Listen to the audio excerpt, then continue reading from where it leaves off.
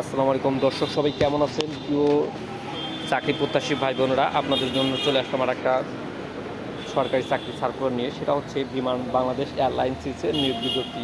বেশ কিছু লোক নিবে যারা আবেদন করতে চান, বাংলাদেশের নাগরিক, তারা অবশ্যই আবেদন করে নেবেন। বিস্তারিত একটু বলি। পদের নাম ফ্লাইট স্টার্ট পুরুষ, ফ্লাইট স্টার্ট নারী। বেতন ভাতা বেতন বিভাগ চতুর্থ প্রশাসন বেতন স্কেল 15,900 টাকা। উৎসব ভাতা, দেশ বিদেশ প্রশিক্ষণ, বিদেশে উন্নত মানের আবাসন তথা সুবিধা, উন্নত চিকিৎসা সুবিধা, ইউনিফর্ম ভাতা। বয়স 19 থেকে 25 বছর। এভিসের গ্রহণযোগ্য পদ সংখ্যা ফ্লাইট স্টুয়ার্ড 25 জন, ফ্লাইট স্টুয়ার্ডস 25 জন, অর্থাৎ নারী 25 জন, পুরুষ 25 জন লোক। শিক্ষাগত যোগ্যতা ন্যূনতম শিক্ষাগত যোগ্যতা এইচএসসি বা ভোকেশনাল হলে হবে। কোনো পরীক্ষা তৃতীয় বিভাগ অথবা তৃতীয় বিভাগের সমমান ফলাফল গ্রহণযোগ্য নয়।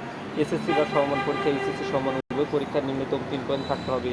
ও লেভেল গড়ে ক্ষেত্রে 5টি বিষয়, এ লেভেল গড়ে যে 2টি বিষয় নিম্নতম 2 থাকতে হবে। সর্বনিম্ন উচ্চতা 168 সেন্টিমিটার পুরুষ এবং সর্বনিম্ন 161 সেন্টিমিটার নারী। ওজন উচ্চতার সামঞ্জস্যপূর্ণ।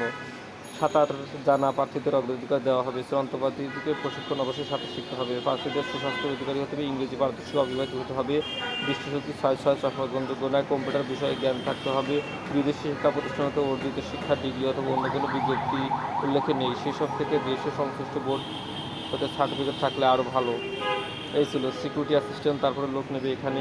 এই যে সিকিউরিটি অ্যাসিস্ট্যান্টে কোন পদে লোক নেবে এখান থেকে দেখে নেবেন। এই সার্কুলারটার বিস্তারিত জানলে আপনি চলে যাবেন www.biman.government.bd অথবা www.biman-airlines.com, এখানে গেলে পাবেন। আর আবেদন করবেন bbal.tel.com বিডি ওয়েবসাইটে গিয়ে আবেদন করতে পারবেন। আবেদন শুরু 30/9/2024 সকাল 10টা থেকে 29/10/2024 বিকাল 5টা পর্যন্ত। অনলাইনে আবেদন করতে গেলে আপনার ফটো লাগবে 300x300 পিক্সেল এবং এটা সিগনেচার লাগবে। আর ফটো লাগবে 300x300 পিক্সেল।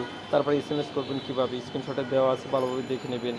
আর ভালোভাবে আগে আপনি বিস্তারিত সার্কুলারটা পড়বেন, তারপরে আমার মনে হয় আবেদন করাটা ঠিক হবে। Thank you.